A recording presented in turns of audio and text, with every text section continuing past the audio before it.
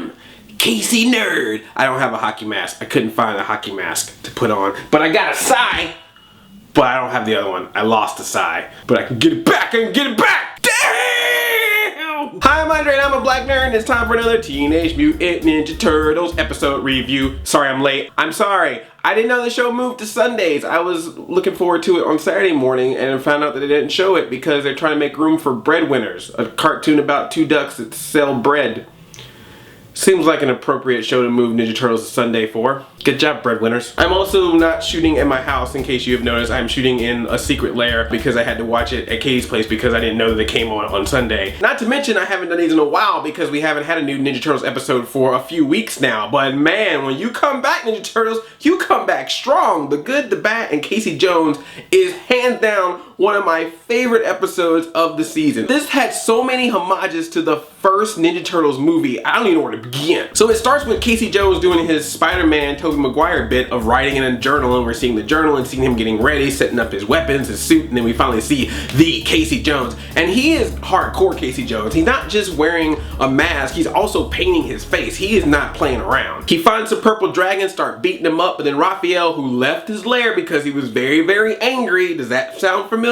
Runs into Casey Jones, decides, hey, you're being too hard on those muggers, and then of course that means that they start fighting. Just like in the first Ninja Turtles movie when Casey Jones stopped those muggers who stole that purse, and then Raphael tried to fight Casey Jones and say, hey, leave him alone, and then they started fighting each other instead, and then Raphael of course getting mad and going, damn! Of course he didn't say damn in the cartoon because it's a Nickelodeon cartoon. They run into each other again. Casey Jones is sitting outside of a building. Raphael had left the lair because he was upset with the other turtles, specifically mad at Leonardo. He goes onto a roof. Casey Jones notices him from another building and then goes to find out what's going on, only to realize that the foot soldiers are near him. Just like in the first movie when Raphael was mad at Leonardo and ran out and started moving around on a roof, and then Casey Jones was working on something on the roof and noticed him before Raphael got attacked by foot soldiers. And the moves that Raphael did was almost like the exact moves he did in the movie, even down to stopping and leaning across the building. I don't know if they intentionally did that, but man, the whole time I was like, they got this from the first movie. This is amazing. They are really paying homage to Casey and Raph's relationship from the first movie.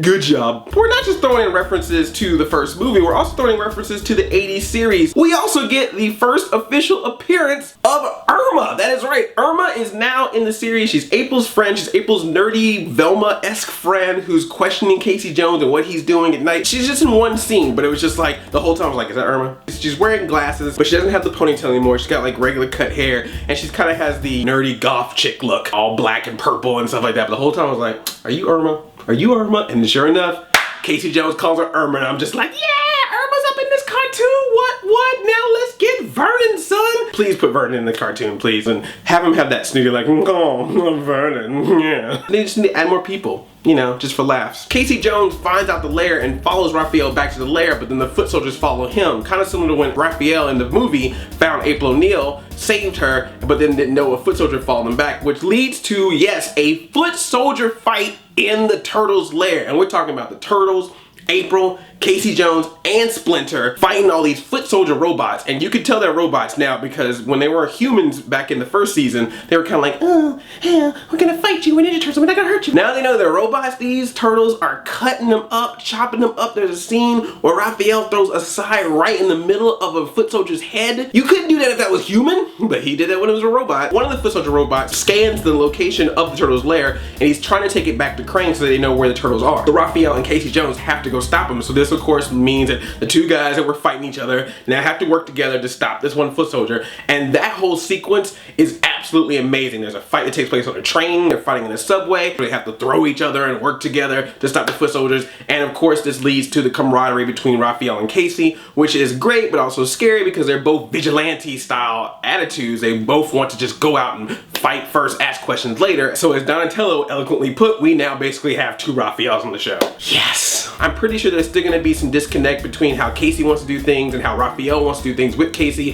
versus doing it with his other brothers. I'm hoping that they keep playing around with that. And I think it needs to be pointed out that Casey Jones is afraid of rats. He was afraid of a rat earlier in the episode, and he was also afraid of Master Splinter when he first meets him, and even when he tries to talk to him, he's still afraid. I'm really hoping that that comes into play later if the Rat King returns, and that's gonna be tough for Casey because he's afraid of rats. If you have been hating on this show, you gotta watch this episode. This is a quintessential, this is why this show is good episode. If you watched Secret of the Ooze and thought that was a masterpiece, but you think the Nickelodeon cartoon is beneath the Turtles, shut up. If you've seen Ninja Turtles 3, you need to watch this episode. That is the rule. You cannot be a Ninja Turtles fan, watch Teenage Mutant Ninja Turtles 3, and not watch this episode. I'm just gonna say it. Just like how y'all be like, oh, you're not a real geek if you don't read Iron Man comics. You are not a Ninja Turtles fan if you don't watch this episode. I said it. What you gonna do about it?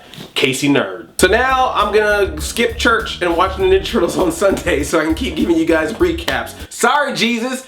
Gotta watch them turtles. I hear there's a special place in hell for people who don't go to church because they watch Ninja Turtles instead. And in that hell, they only show reruns of Biker Mice from Mars, and the only video game that you can play is Battletoads. Hell is a scary place. Now I want to hear from you. What did you think of this episode? How do you feel about Casey Jones and the Turtles working together? And what did you think of Irma? She's back. Would you want any other characters to come back? I love you like a play cousin. I'm Audi 5000. Chain chomp. Yomp. The 80s just called. They want their store back. And then all of a sudden, an explosion of 80s. Go Ninja, go Ninja, go! Go Ninja, go Ninja, go! Go Ninja, go Ninja! Casey Nerd.